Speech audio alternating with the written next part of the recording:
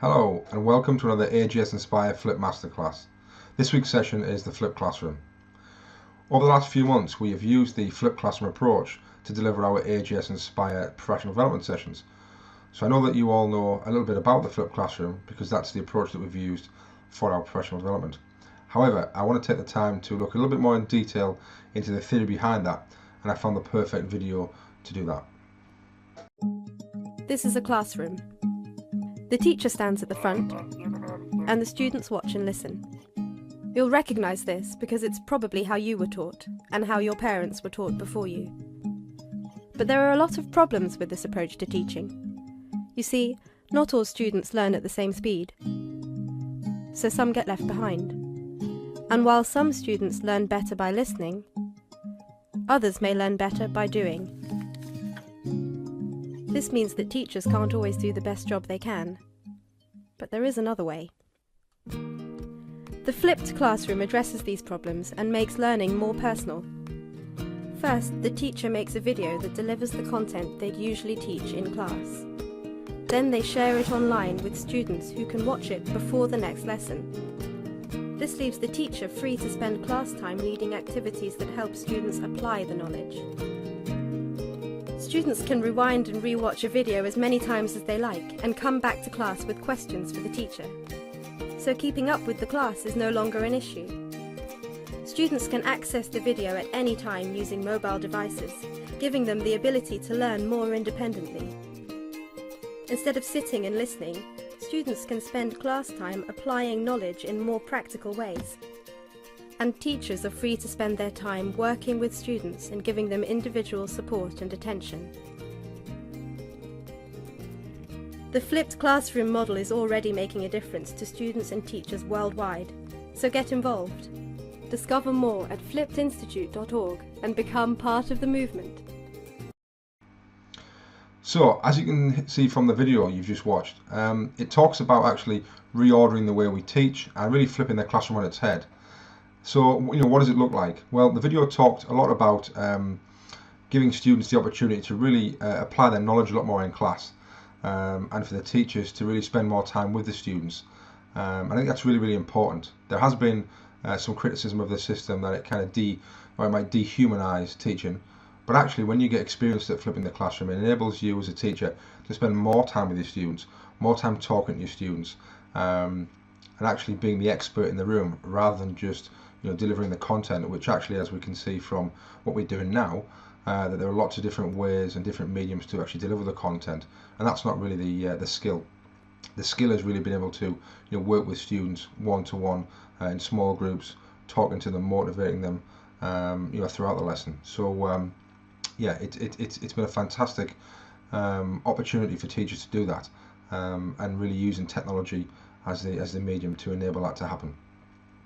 I want to look at another video now, and this is a video from one of the early pioneers of flipped learning, Aaron Sams, who was a science teacher in America, and he's going to talk us through what it actually looks like in his classroom in his school and how he's moved his teaching forward because of the flipped classroom.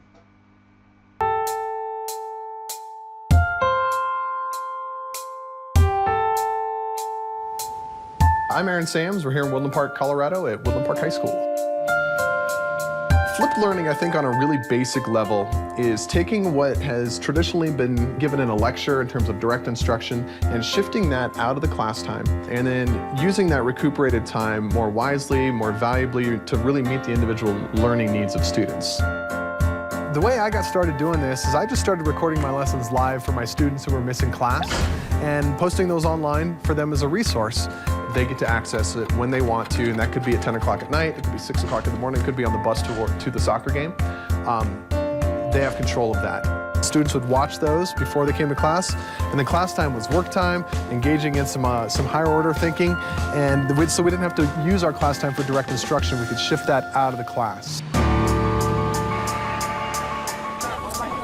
There's a site where we go to and we watch our podcast, and it has like all the units. And during the class period, we're doing labs and applying the skills that we learned at home. I wish more people would do the flipped classroom. I think it definitely works for every speed of learner.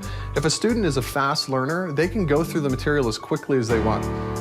The slower learners, the students who struggle, They have control of the rate at which they learn the materials. So they can pause the teacher, they can rewind the teacher, they can view it multiple times if they need to. If everyone's not doing the same thing at the same time on the same day, my class looks a little chaotic. It looks like a three-ring circus of learning is what I call it. I also give them the option, if they don't want to take my test, to demonstrate their understanding in some other way. So I have students making video games, writing comic books, creating art projects. So yeah, the sky's the limit. Whatever they want to do, as long as they can prove to me that they get it, that they're learning, that they understand these things, then it's good enough for me. There's a school in Michigan that has adopted this instructional model for all of their core classes. What they're seeing there is that their failure rates have gone from like in the 40% down to single digits. So that's pretty remarkable there. One of the concerns that educators are really wrestling with these days is the fact that we are preparing our students for jobs that don't exist yet. And I really see flipped learning as a tool that teachers can leverage to help students learn to think, learn to access information when they need it, and to be able to process it in a meaningful way. So I might not be training my kids for a specific job, but I'm giving them the tools, the ability to think and the process and the problem solve that they will need for whatever they end up doing.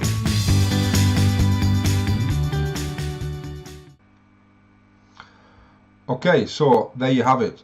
Two videos, one about talking about what the flipped classroom is, and then one diving a little bit more into detail about what it looks like in the classroom.